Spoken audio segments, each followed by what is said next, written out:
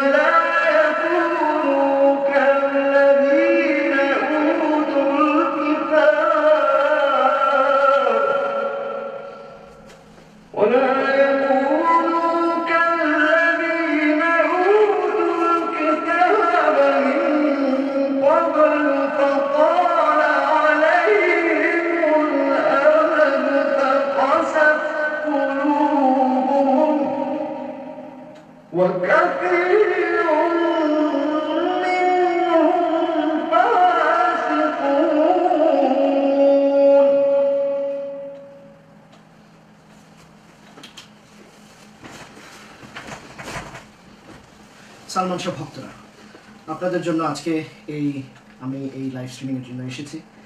আপনারা অনেকের সাথে আমার কথা হয়েছে বিগত কতদিন এই স্ট্রিমিংটা বের হওয়ার পরে।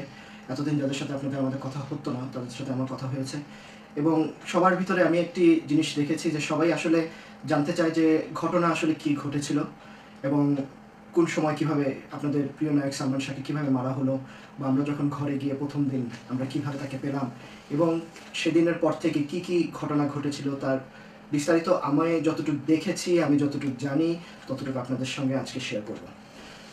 আমি প্রথমেই শুরু করব 6 সেপ্টেম্বর থেকে। 6 সেপ্টেম্বর আমার এখনও খেয়াল আছে, আমি ঘুমিয়েছিলাম, অ্যাবাউট 11:30 বাজে। আম্মা এসে দরজার মধ্যে নক করে বললো যে তুই তাড়াতাড়ি উঠ। তো আমি উঠলাম, কী হয়েছে? তো বললো যে তোর ভাইয়ার কী জানি হয়ে গেছে, সামির আর ওর মধ্যে মনে খুব একটা ঝগড়া হয়েছে বা কিছু একটা হয়েছে, আমাদেরকে তাড়াতাড়ি যেতে হবে। তো তাড়াহুড়া করেই আব্বা, আমি এবং আম্মা আমরা চলে গেলাম আপনাদের প্রিয় নায়ক সালমান শাহর বাসায়। সেদিন 6 সেপ্টেম্বর আমি এই বাসায় যাওয়ার আগে আপনারা জানেন যে আমার বাবা জনাব কমরুদ্দিন আহমেদ চৌধুরী, তিনি ইমন ভাইয়ের বাসায় গিয়েছিলেন সকাল 10টার দিকে। তো তিনি যখন সকাল 10টার দিকে তার বাসার রিসেপশনে যান, তখন একজন প্রডিউসার এখানে বসা ছিল। তো তার সাথে তিনি প্রথমে কথা বলে তারা দুজন একসাথে, কারণ প্রডিউসার তিনি তার আগেও 10টার আগেই তার সাথে অ্যাপয়েন্টমেন্ট ছিল, ইমন ভাইয়ের সাথে অ্যাপয়েন্টমেন্ট ছিল। তো যে কারণে সে বাসায় গিয়েছেন। তো সে যখন উপরে জানাইছে যে সে আসছে, তাকে উপর থেকে বলা হয়েছিল যে উনি ঘুমাচ্ছেন, ওনার সাথে এখন দেখা করা যাবে না, ওনাকে বলো নিচে বসতে। তো উনি অপেক্ষা করতেছিল। তখন এর মধ্যে আব্বা যখন যায়, তো আব্বা এবং উনি দুজন যখন উপরে যায়, আমরা যতটুকু স্টেটমেন্ট থেকে, সামিরার স্টেটমেন্ট এবং আব্বার স্টেটমেন্ট থেকে আমরা যতটুকু পেয়েছি ততটুকু আপনাদেরকে বলছি। সামিরা এসে দরজাটা খুলে আব্বাকে বলে যে এরকম বসার জন্য লিভিং রুমে। তো ইমন ভাই ঘুমাচ্ছে। তো সামিরাকে আব্বা বললো যে আজকে আমি আসছিলাম ইনকাম ট্যাক্সে কিছু কাগজপত্র সাইন করাবার জন্য, তো আমরা তো চলে যাবো আজকে সিলেট, তো আমার কাজগুলো করে নেওয়াটা খুব দরকার ছিল, তো তুমি কি একটু ওকে ডাকবা? তো যখন সামিরাকে বলা হয়েছে, সামিরা ভিতরে গেছে, গিয়ে ভিতর থেকে এসে বললো আব্বা ও তো উঠতেছে না, তো আপনারা একটু বসেন না এলে। তো তারা চা নাস্তা দেওয়ার ব্যবস্থা করছে আব্বাকে। আপনারা চাও খায়নি, নাস্তাও খায়নি, কিছু খায়নি।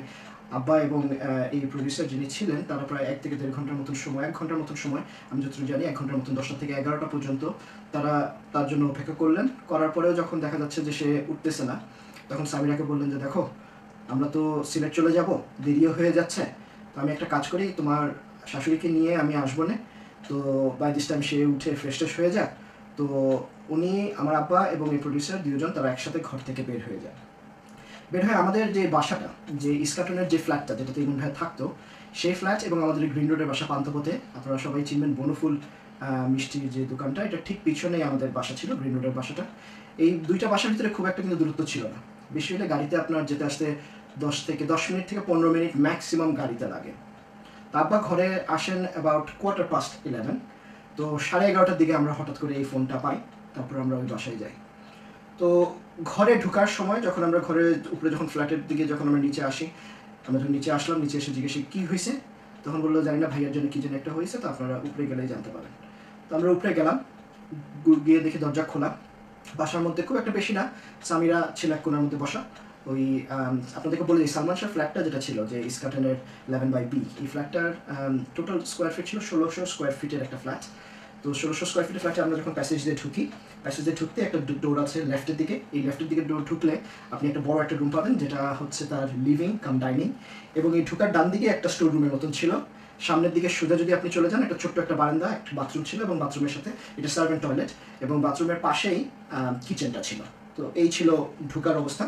তো ডাইনিং রুমের পাশে একটা প্যাসেজের মতন আবার ডান দিকে চলে যায়। প্যাসেজের এই ডান দিকে প্রথমে একটা রুম, লেফটের একটা রুম। এই রুমে সাধারণত আমি যখন থাকতাম তখন এই রুমটা আমি ব্যবহার করতাম।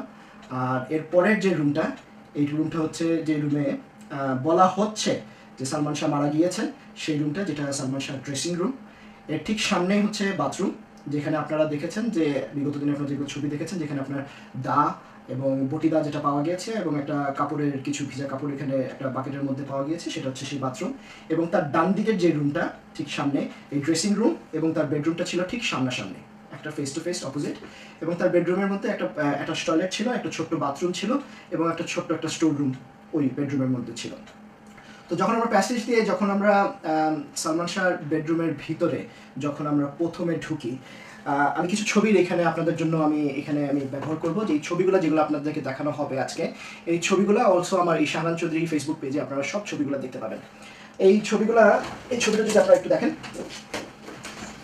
আপনাদের প্রিয় নায়ক সালমান শাহ বেডের ঠিক এই জায়গাটাতে এখানে একটা কুলবালিশ আছে, আমি জানি না আপনারা দেখতে পাচ্ছেন কিনা, এখানে একটা কুলবালিশ আছে, দুইটা পিলো, এবং ঠিক এই কুলবালিশটার উপরে আপনাদের সালমান শাহ এইখানে শুয়েছিলেন।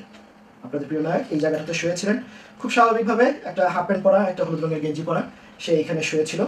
বিছনাটার ঠিক এই জায়গাটাতে, যেখানে আমি কলম দিয়ে আপনাদেরকে দেখাচ্ছি, ঠিক এই জায়গাটাতে একজন বেটা মানুষ এখানে বসা ছিল, সে ভাইয়ার গায়ের মধ্যে তেল দিচ্ছিল।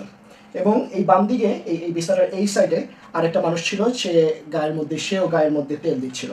তো যখন ভাইয়াকে দেখলাম, আমি ওয়াজ দি ফার্স্ট পার্সন, আমি এই যে ছবিগুলো আপনাদেরকে আজকে দেখাবো বা দেখাচ্ছি, এই সবগুলো ছবি আমি আমার নিজের হাতে তোলা।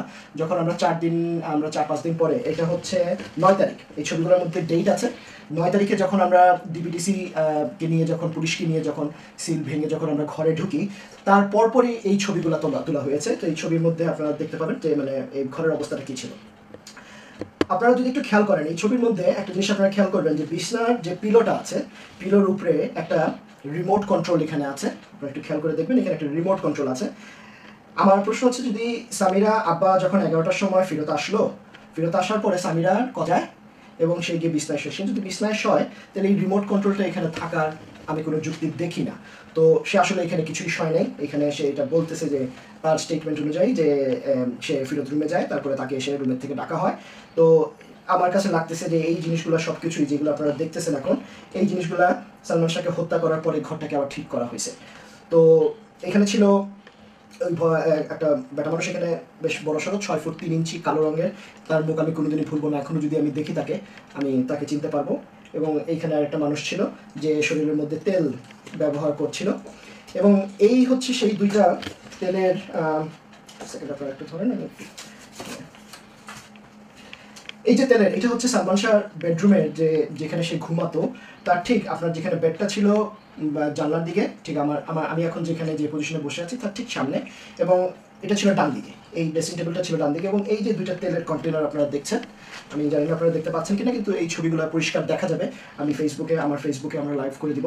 তো এই দুইটা তেলের ছিল ঘরের মধ্যে, যে তারা তেল দিচ্ছিল তার শরীরের মধ্যে। তো যখন আমরা সালমান শাহকে এই অবস্থায় দেখি যে গায়ের মধ্যে তেল দিচ্ছিল, আমি ব্যক্তিগতভাবে আমি মনে করছিলাম হয়তো আমার ভাই ফিট হয়ে গেছে বা কিছু হয়ে গেছে, যে শরীর ঠান্ডা হয়ে যাচ্ছে এই জন্য তেল দিচ্ছিল। বাট আমি তখনও কিন্তু আসলে আমি জানি না যে ভাইয়াকে হত্যা করা হয়েছে বা তারা বলতে চাচ্ছে আত্মহত্যা, সেটা কিন্তু আমি তখনও জানি না। তো যখন আমি ভাইয়ার কাছে যখন গেলাম, গিয়ে যখন আমি তার গলাটার দিকে যখন হাত দিলাম, তখন আমি দেখি একটা দাগের মতন এই জায়গাটাতে একটা দাগ, এবং দাগটা দেখে আমার খুব ভয় লাগছিল, বিশ্বাস করেন আমার খুবই ভয় লাগছিল। তখন আমি বলতেছিলাম আম্মাকে যে আব্বা, আম্মা তখন এই রুমের মধ্যে কিন্তু আব্বা, আমি এবং আম্মা তিনজনই ছিলাম। আমরা বলতেছিলাম ইমন ভাইয়ের কি জানি হয়ে গেছে, ইমন ভাইকে হসপিটালে নেওয়া উচিত। এবং সেই মুহূর্তে আমরা ধরাধরি করে আরও কয়েকজন মানুষ ছিল, আমার ঠিক খেয়াল নেই আমাদের সাথে কে ছিল, বাট আরও কয়েকজন মানুষ ছিল, আমরা বেশ কয়েকজন মিলে আপনাদের প্রিয় নায়ককে, সালমান শাহকে প্যাসেজ তার এই লবির দিকে নিয়ে এসে আমরা সিঁড়ি দিয়ে লিফটের থেকে আমরা নিচে এসে আমাদের গাড়িতে উঠাই। যখন আমরা গাড়িতে উঠাই, তখন আরেকজন, আমি আপনাকে নামটা একটা সেকেন্ড,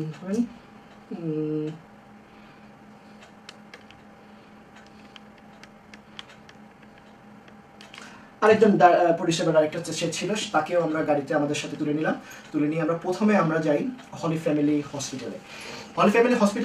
পৌঁছতে আমাদের ধরেন বাসার থেকে ঠিক হলি ফ্যামিলি হসপিটালটা সালমান শাহর বাসার ঠিক পিছনেই ছিল, অ্যাবাউট 5 থেকে 6 মিনিট বা বেশি হলে 10 মিনিট সময় গাড়িতে লাগার কথা, এর থেকে বেশি লাগার কথা না। তো অ্যাবাউট 12:15টার সময় আমরা হলি ফ্যামিলি হাসপাতালে যাই। যখন আমরা হাসপাতালে যখন তাকে নামাই, তো তখন তাকে দেখেই তার হাতের পালসটা দেখলো যে সে আর জীবিত নেই। তো তখন বললো যে আমরা এখানে কিছুই করতে পারবো না, আমরা কোনো রকমের চেক করতে পারবো না, আপনারা এটা পুলিশ কেস, আপনারা এটা নিয়ে যেতে হবে ঢাকা মেডিকেল হাসপাতালে। তো আমরা তাদেরকে বারবারই রিকোয়েস্ট করছিলাম, প্লিজ একটা চেক করেন, একবার চেষ্টা করেন যে কি প্রবলেমটা কি হয়েছে, সে কি এখনো জীবিত না। তারা কোনো কিছুই আমাদেরকে বললো না বলে আমাদেরকে বেসিকলি আপনার ঢাকা মেডিকেল হসপিটালে পাঠিয়ে দেওয়া হলো। তো আমরা যখন ঢাকা মেডিকেল হসপিটালে গেলাম, তখন আনুমানিক টাইম হয়ে গেছে ধরেন 12:30 পৌনে 1টার মতন হয়ে গেছে ওইরকম সময়। তো ঢাকা মেডিকেল হসপিটালে গিয়ে তারা কনফার্ম করলো, আমরা বারবারই ডাক্তারকে বলতেছিলাম প্লিজ চেক করেন, তারা চেক করে দেখলো যে সে মারা গেছে। এবং আমরা যখন তাদেরকে বারবার ফোর্স করতেছিলাম, তখন তারা উঠে বললো উনি তো অনেক অ্যাটলিস্ট 6-7 ঘন্টা আগেই, 5-6 ঘন্টা আগেই হয়তো বা মারা গেছে। তো তখন আমরা নিশ্চিত হলাম যে ইমন ভাই আর নাই। এর মধ্যেই আপনাদের প্রিয় নায়ক সালমান শাহ যখন যেদিন মারা যায় 6 সেপ্টেম্বর শুক্রবার, অসংখ্য মানুষ কোত্থেকে এই খবরটা পাইছে আমরা জানি না। তো ঢাকা মেডিকেল হসপিটাল পুরাই মানুষে একাকার হয়ে গেল, কারণ ওইখানে কাছে একটা আপনাদের হাইকোর্টের মাজার আছে, আপনারা জানেন। এখানে জুম্মার নামাজের পরে অনেকেই খবর পাইছে, সবাই ফিল্ম ইন্ডাস্ট্রির অনেকেই ওই সময় ঢাকা মেডিকেলে চলে আসলো। তো আব্বা, ইমন ভাইয়াকে, আমাকে, আম্মা সবাই, তারা একটা ঢাকা দিয়ে একটা প্যাসেজের মতন একটা বারান্দার মতন আছে, যেখানে ঢুকে আমাদেরকে এখানে নেওয়া হলো এবং কলাপসিবল গেটটা লাগাই দেওয়া হলো। কলাপসিবল গেট লাগাই দিয়ে আমাকে আম্মা বললো যে তুই এখানে বস, আমরা আসতেছি বলে আমাকে ভাইয়ের কাছে রেখে দিয়ে তারা চলে গেছে।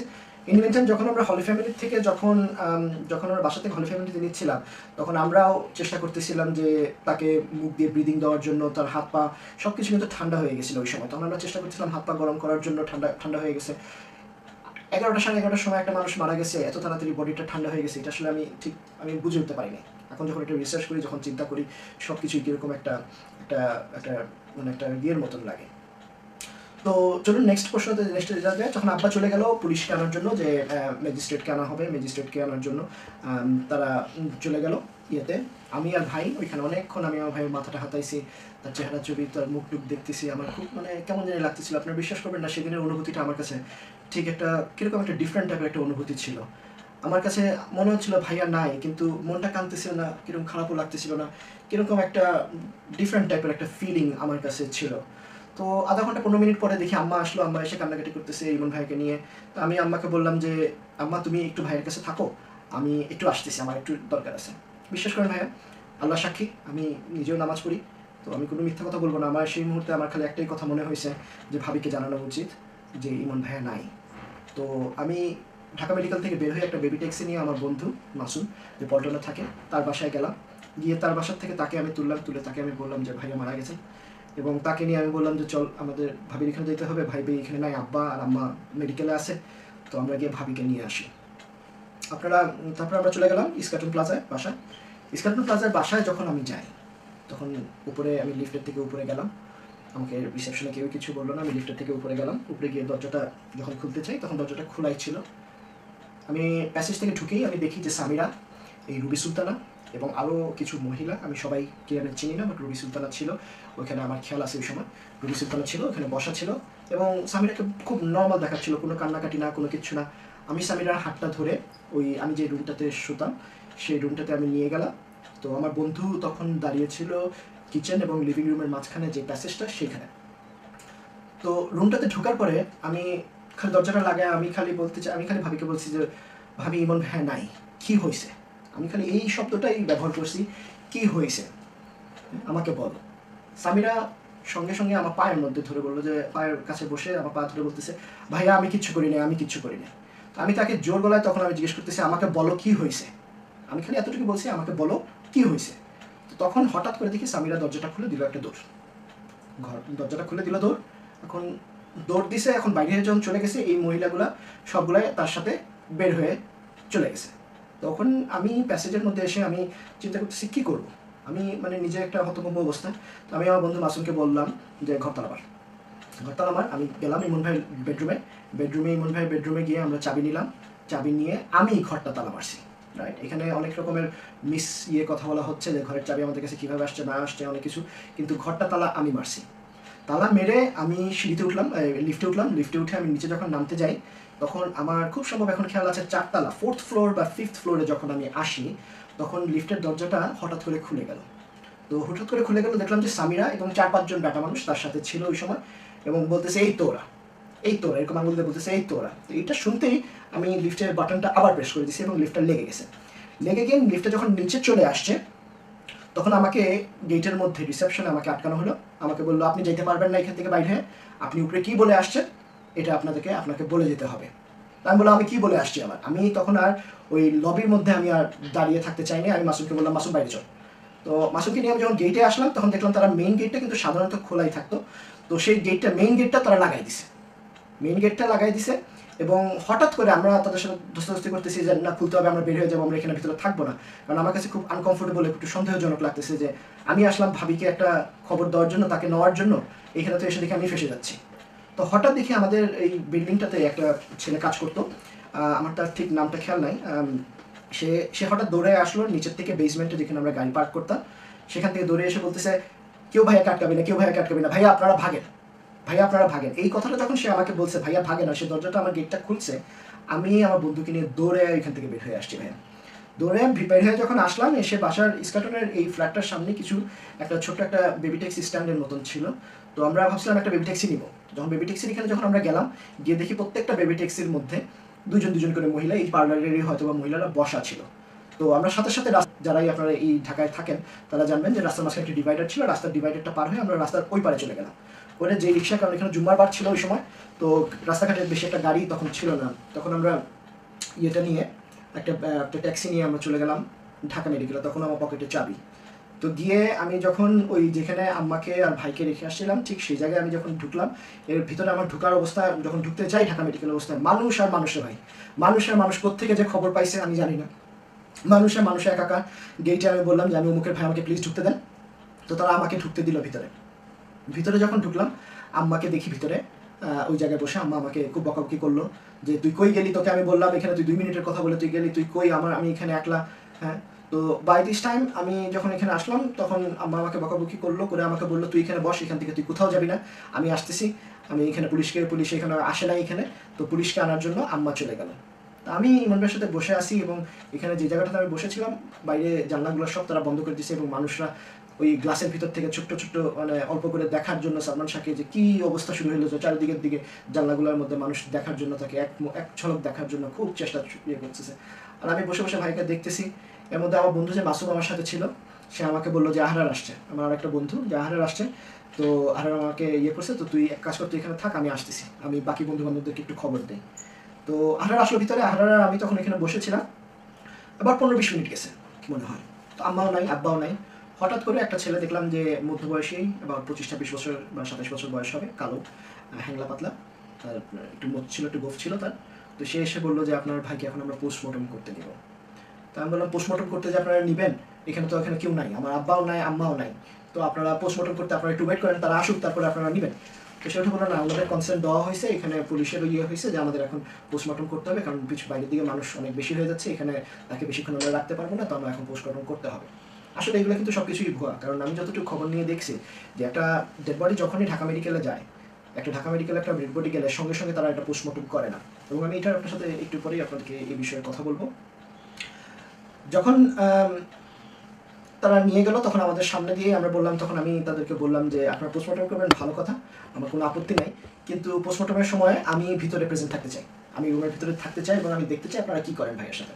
তো তারা বলতেছে না ভাই, আপনারা পারবেন না আপনি এখানে ভিতরে যেতে, কারণ আমাদের পোস্টমর্টমে আমরা আপনাকে অ্যালাউ করতে পারি না, আপনি এই রুমের ঠিক বাইরে আপনি এই জায়গাটাতে আপনি ওয়েট করতে পারেন। তা আমার আর কিছু করার ছিল না, তারা পোস্টমর্টম করবে, তাদের প্রসিজিওর কি আমার জানা ছিল না। আমি আসলে তখন আমারও বয়স অনেক কম ছিল, যে আমি আসলে বুঝে উঠতে পারতেছিলাম না যে ওই সময় কি করা উচিত বা কি করব বা কিভাবে কি হবে, এরকম সিচুয়েশনে আমরা কখনোই পড়ি নাই। তো আমার জন্য এটা খুব ডিফিকাল্ট একটা টাইম ছিল। তো যখন ভিতরে ভাইয়াকে ঢুকাই নিল, আমার মনের ভিতরে খুব কাঁদতে ছিল যে ভাইয়াটাকে কী করতেছে, পোস্টমর্টম করতেছে, পোস্টমর্টমটা আমি জানি যে এটা তারা কাটাছেড়া করে। তো আমার মনটা খুব একটা তখন মানে এমনি তো এই ঘটনাটা পরে তো আমার ভালো ছিল না, আমি খুব অশান্তিতে ছিলাম। এর মধ্যে অল্প কিছুক্ষণ মধ্যে ওই যে ছেলেটা আমার ভাইয়ের বডিটাকে নিয়ে গেল ভিতরে, বিশেষ করে ভাই একটা কলম আপনাদের কাছে মিথ্যা কথা বলবো না, সে বাইরে আসলো, এরকম একটা সাদা কাগজ ছিল তার, ঠিক এরকম একটা সাদা কাগজ আমাকে এসে বললো যে আপনি কি ওনার ভাই? তো আমি বললাম হ্যাঁ আমি ওনার ভাই। তো আমাকে বললো যে আপনি এখানে একটা আপনার নামটা বাংলায় আপনি লেখেন। তো আমি তাকে বললাম আমি তো বাংলায় লিখতে পারি না। তো বললো আপনি বাংলায় লিখতে পারেন না? বললো যে হ্যাঁ আমি তো বাংলায় লিখতে পারি না। তো আমাকে বললো ঠিক আছে আপনি ইংলিশেই লেখেন। আমি ইংলিশে আমার নামটা লিখলাম। আপনাদেরকে একটা জিনিস দেখেন যে এই যে পুলিশের যে সুরতহাল যে রিপোর্টটা আপনাকে দেখানো হচ্ছে এখানে, এই যে পুলিশের যে সুরতহালের যে স্টেটমেন্টটা, এটা আমি সামিরার ফেসবুক পেজ থেকে আমি এটা পেয়েছি। আপনারা আমার ফেসবুক পেজও পাবেন এবং সামিরার ফেসবুক পেজে যদি যান, সালমান শাহ দি রিয়েল স্টোরি নাকি নামে একটা সে ফেসবুক বানিয়েছে, তো সেই ফেসবুক পেজে আপনারা এটা পাবেন। এখানে আপনারা যদি ভালো করে দেখেন আমার নামটা লেখা আছে চৌধুরী মোহাম্মদ শাহরান। এটা কিন্তু কোনো স্বাক্ষর না ভাইয়া, এটা কোনো স্বাক্ষর ছিল না। এই পেজটা সম্পূর্ণ পেজটা সাদা কালো ছিল, একদম সাদা ছিল, কোনো লেখা ছিল না। আমাকে এখানে নামটা লিখতে বলা হলো, আমি নাম লিখলাম, তারপর আমার বাবার নাম জিজ্ঞেস করলো, আমি বাবার নাম দিলাম এবং আমার ঘরের অ্যাড্রেস চাইলো। আমার ঘরের অ্যাড্রেসটা আমি এই কোণাটাতে এই জায়গাটাতে আমি এটাকে দিয়েছি। তারপর আমার বন্ধু আহরারকে বলা হলো যে তার নামটা লেখার জন্য, তো সে তার নামটা বাংলায় এখানে লিখছে। আমার বিশ্বাস যে এটাও হয়তো বা আহরারের স্বাক্ষর না, কিন্তু আমাদেরকে কিন্তু স্বাক্ষরের কথা কিন্তু কখনো বলা হয়নি। তো আমরা নামটা লিখলাম, তার ডিটেল লিখলো এবং 3 নম্বরে আপনি দেখবেন যে কমরুদ্দিন আহমেদ চৌধুরী আমার বাবার নাম এবং তার ডেজিগনেশন ছিল।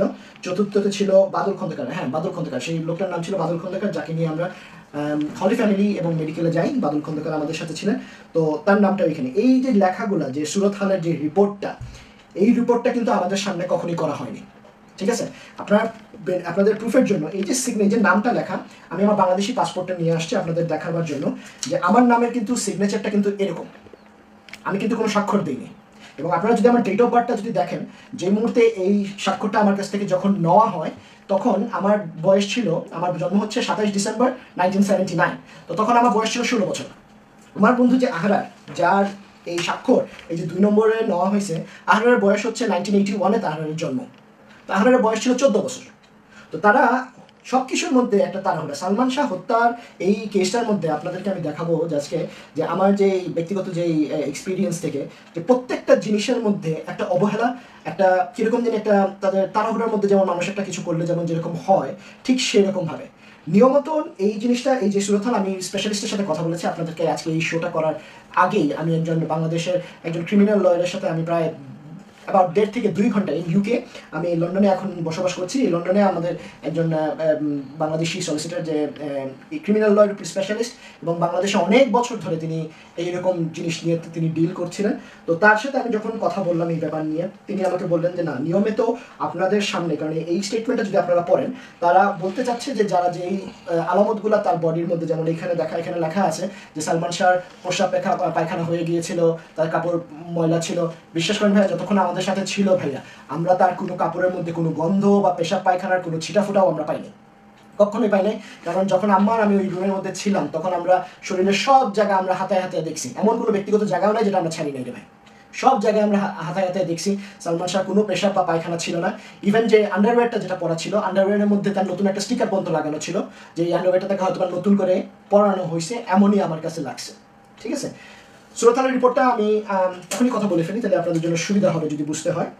এই গেল আপনার পোস্টমর্টমের পুলিশের প্রথম যে পুলিশ পোস্টমর্টম করার আগে পুলিশ যে ইয়েটা করছে, যে এসআইয়ের নাম লেখা হয়েছে বা এখানে বলা হচ্ছে যে 4 জনের সামনে 4 জনের উপস্থিতিতে তারা এই চেকটা করছে। চেকটা করার পরে আমাদের অনুমতি এবং আমাদের সামনে দিয়ে তারা পোস্টমর্টম মর্গের রুমে নিয়ে গেছে। এই জিনিসটা সম্পূর্ণ ভুল, এটা ঘটেইনি। তখন যখন পোস্টমর্টম রুমের মর্গের ভিতরে নিয়ে যায় তখন আমি এবং আমার বন্ধু আহার ছাড়া আর কেউই এখানে ছিল না। কোনো পুলিশ অফিসার এসে আমাদের সাথে কোনো কথাও বলে নাই, কোনো কিছু করে নাই। আমি পরে জানতে পাই যখন আমি ওই সামিরাকে আনতে যাই তখন আব্বার সঙ্গে পুলিশ এবং ম্যাজিস্ট্রেট এসে আমার ভাইয়ের গলার থেকে যে চেইন ছিল, হাতার যে বালি ছিল বা যাতে তার যে রোলেক্স ঘড়ি ছিল হাতের মধ্যে, সেইগুলো জিনিস তারা খুলে নিছে, নিয়ে একটা কাপড়ের মধ্যে ইয়ে করছে। বাট এছাড়া আমি যখন ছিলাম, যখন তারা পুলিশ যখন যেই পুলিশ না যেই মানুষটা যে পোস্টমর্টমের রুমের যে মানুষ যে এসে ভাইকে নিয়ে গেছিল, সেখানে কোনো পুলিশ আমাদের সামনে এই জিনিসটা করেনি। তো এটার প্রুফটা এখানে আপনারা দেখতে পাচ্ছেন এবং আপনাদেরকে ক্লিয়ারলি আপনাদেরকে আমি এই জিনিসটা বলতেছি যে এই পেজটা, এই যে কাগজটার মধ্যে যে লেখাগুলা, এই লেখাগুলা ছিল না। এই এই কাগজটা শুধুমাত্র এরকম সাদা একটা পিস অফ পেপার ছিল, যেখানে আমি আমার নাম তাদের কথা মতন যে তারা আমার নাম এবং আমার বাবার নাম এবং ঠিকানা চাইছে, আমি সেটাই দিয়েছিলাম। এখন পুলিশের সুরতহাল রিপোর্ট তা তো গেল। তারপরে পোস্টমর্টমের রিপোর্ট আমি একটু পরে আসবো, যখন পোস্টমর্টমের রিপোর্টের টাইম একটু আসবে তখন আমি আসবো। তো তারা পোস্টমর্টম করে তারা বডিটা আমাদেরকে আবার ফেরত দিয়ে দিল। তাড়াহুড়োর মধ্যে আপনার এখানে পোস্টমর্টমের এই যে পোস্টমর্টমের রিপোর্টের যে টাইমটা আপনারা যদি এখানে দেখেন, এইখানে বলা হচ্ছে যে 3টা 20 মিনিটে সালমান শাহকে এই যে পোস্টমর্টমের যে রিপোর্টটা আপনারা দেখতে পাচ্ছেন, এই পোস্টমর্টমের 2টা পেজ, এই 2টা পেজে আপনারা সালমান শাহ শাহান চৌধুরীর ফেসবুক পেজে পাবেন এবং আপনাদের সবার জন্য আমি এটাকে একটা কপি করে আমি এটাকে আপনাদেরকে পাঠিয়ে দিব। এই হচ্ছে প্রথম পেজটা এবং এই হচ্ছে দ্বিতীয় পেজ, এটা আপনারা পড়তে পারবেন এবং আপনাদের জন্য আমি এই জিনিসটা ইয়ে করে রাখবো যে আপনারা সম্পূর্ণভাবে এটা যদি আপনারা দেখতে পারেন বা এটা যদি পড়তে পারেন আমার ফেসবুক পেজ থেকে, সেই ব্যবস্থা আমি এটার পুরো একটা কপি করে আপনাদের জন্য আপনাদের এখানে রাখবো। এখানে যদি আপনারা দেখেন, এখানে বলা হচ্ছে পেজে যে চৌধুরী মোহাম্মদ শাহরিয়ার সালমান শাহ নামে যার পরিচিত, তার সম্পূর্ণ ডিটেল, এটা তারিখ, এবং এখানে লেখা আছে 15টা 20 মিনিটে তারা মর্গে তাকে ঢুকানো হয়। 15টা 30 মিনিটে তারা এই পোস্টমর্টম শুরু করে 10 মিনিট পরে, এবং 15টা 40 মিনিটের মধ্যে পোস্টমর্টম হয়ে গেছে, ফিনিশ। 10 মিনিটের মধ্যে পোস্টমর্টমও ডান, ঠিক আছে। সব কিছু যেমন প্রি প্ল্যান, একটা ডেড বডি যাওয়ার সাথে সাথে পোস্টমর্টমের মানুষও রেডি, ডাক্তারও রেডি, সব কিছুই রেডি। তারা পোস্টমর্টমও করে দিল, বেশি থেকে বেশি 15 থেকে 20 মিনিটের মধ্যে তারা বডিটা বের করেও দিল। তখন আমি নিজে একটু অবাক হলাম যে পোস্টমর্টম তাড়াতাড়ি হয়, তো আমি মানে নিজেই অবাক। পোস্টমর্টম করে বের করে দেওয়ার পরে তখন যখন তারা ভিতরে নিয়ে গেছে, এর মধ্যে আমার আম্মা ওই জায়গায় আসে। আম্মা আসার পরে আম্মা বলতেছে, আমি আম্মাকে বললাম যে আম্মা ওরা আমার কাছ থেকে আমার নাম ঠিকানা নিছে আর আহারের নাম ঠিকানা নিছে। তো আম্মা বলতেছে তুই নাম ঠিকানা কেন দিলি? তো আমি বললাম যে আমি তো জানি না, আমাকে বলছে নাম ঠিকানা দেওয়ার জন্য, তো আমি নাম ঠিকানা দিছি। আমি কোনো কনসেন্ট ফর্মে বা কোনো কিছুতে কিন্তু কখনোই সাইন করি নাই ভাই, এটা আপনাদেরকে ক্লিয়ার করার জন্য আমি এটা বলতেছি যে এই জিনিসটা এরকমভাবে হয়েছে। তো তারা যখন ডেড বডি নিয়ে বাইরে হইলো, আম্মা শুরু করলো চিল্লাচিল্লি। ওই যে ছেলেটা আমাদের কাছ থেকে নাম নিছে যে আমি নাই, আমার হাজব্যান্ড এখানে নাই, তোমরা পোস্টমর্টম করার তোমাদেরকে রাইটটা কে দিছে, তোমাদেরকে এটার পারমিশন কে দিছে? তো তখন ওনারা উঠে বলতেছে যে পারমিশন বলে আমি আর এ দিছি, কিন্তু আমরা কিন্তু জানতামই না, আমাদের বয়স, আমরা নিজেরা বালিকও ছিলাম না তখন, 18 বছরও আমাদের বয়স হয় নাই। ভাইয়ের এত বড় একটা জিনিসের পারমিশন দেওয়ার আমার কোনো রাইটও ছিল না, বা তারা আমার কোনো বয়সও জিজ্ঞেস করে নাই, বা আমি জানতামও না। তো তারা তাড়াহুড়া করে পোস্টমর্টমটা শেষ করলো, শেষ করে বডিটা দিয়ে দিল। এবং কিছু কিছু মানুষ এই সময় কথাবার্তা শুরু করলো যে সালমান শাহর বডি মারা গেছে, তাকে যত তাড়াতাড়ি সম্ভব, আমার বাবাকে এই ব্রেন ওয়াশটা করা হলো যে যত তাড়াতাড়ি যদি তাকে দাফনের কাফন ব্যবস্থা করা যায় ততই ভালো, কারণ মানুষের মারা যাওয়ার পরে তার আত্মা কষ্ট পায়।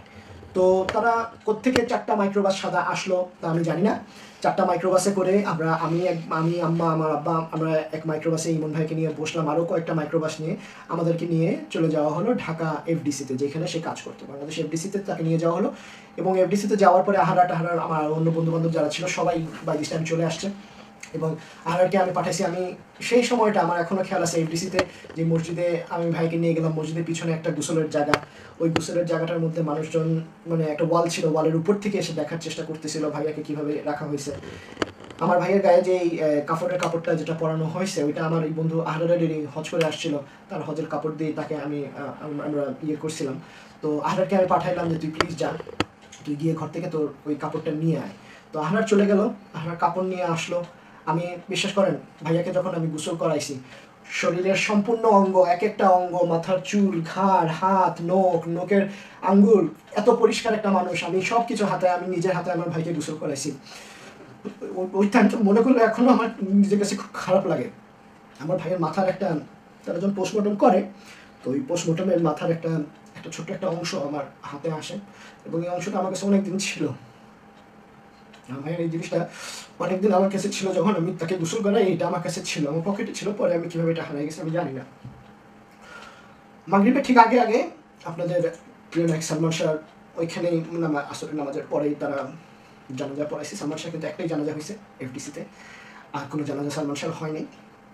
তো মাগরিবের নামাজের ঠিক আগে আগে তার জানাজাটা শেষ হলো, আমরা জানাজা পড়লাম, আমি গোসল করাইলাম, কাফন পরাইলাম।